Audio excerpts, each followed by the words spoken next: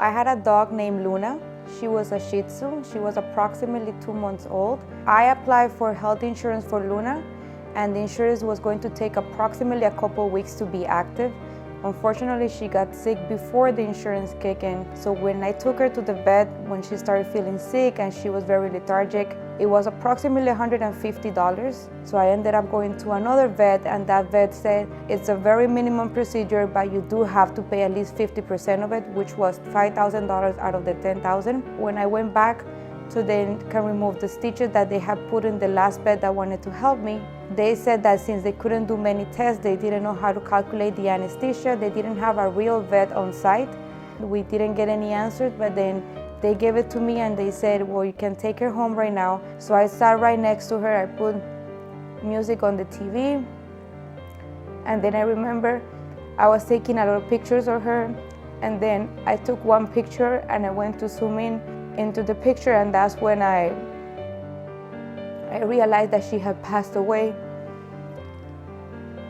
So I started screaming, I started calling the kids that were downstairs, and then I called one of my friends and I was telling her that Luna was supposed to be my emotional support dog, and I couldn't believe it was happening, and I felt very guilty because I couldn't afford to really help her. And she helped me put it in a blanket. I called the vet. The vet said that since I couldn't afford anything, that I could just put her in a trash bag. And my friend said, we're not doing that. We're gonna take her to the Humane Society. We took her there, and that's when we got her to get cremated. But it was very, very sad just to feel that you could have possibly saved your pet if it wasn't because I couldn't afford it. My cat is copper.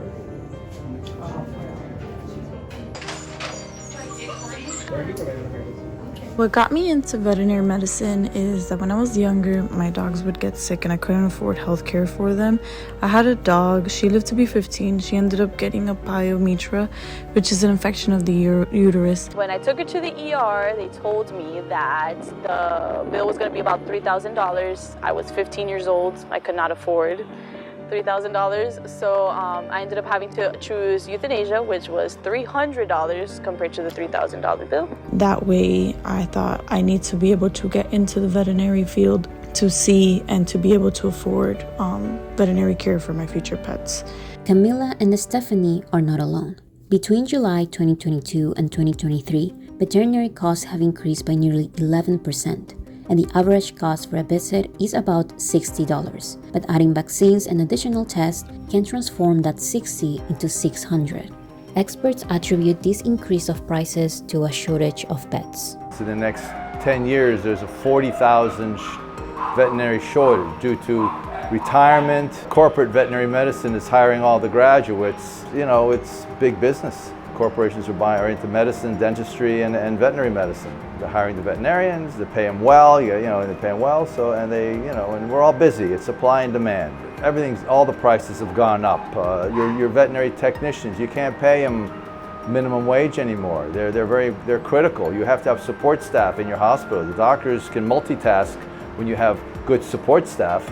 General practice isn't so bad, but emergency medicine is very expensive. It is very expensive, so I'm able to speak to the owners and kind of break down what's more important in the bill and the treatment plan that we give, help them make sure to make financial decisions instead of going straight to, the euthanasia option. Due to doctor shortage, supply and demand, big business, corporations are buying up most of the emergency clinics, so it's all about the profit. They do a good job by and large, but it's a shortage, of veterinarians. That's the main key.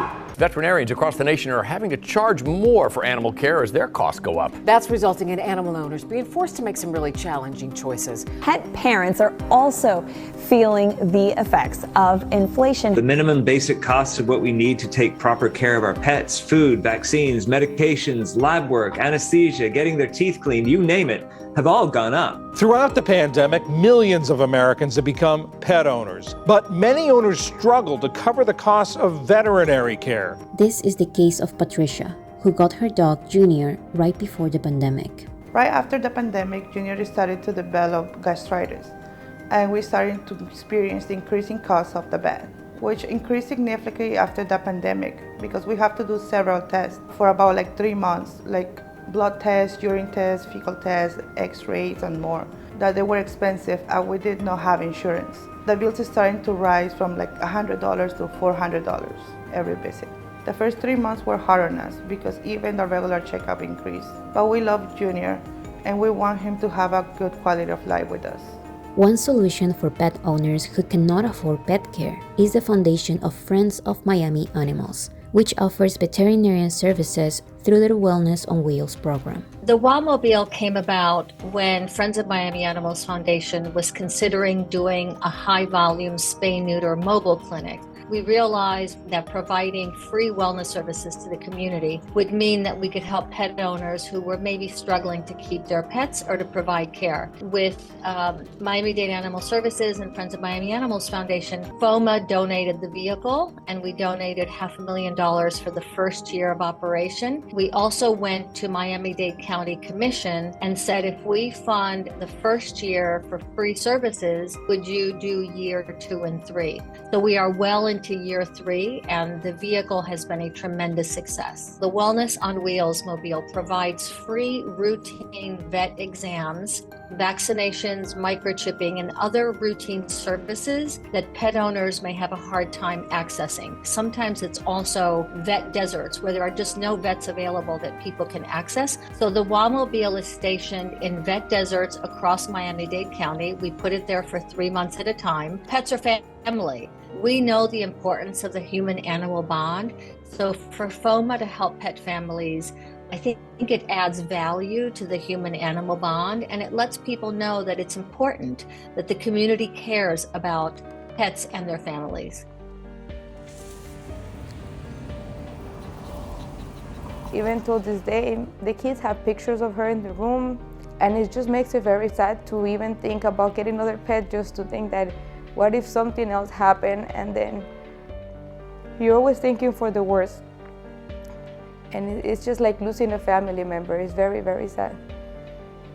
Knowing what I know now, I would have done everything I could for my pets back then, instead of having to put them to sleep.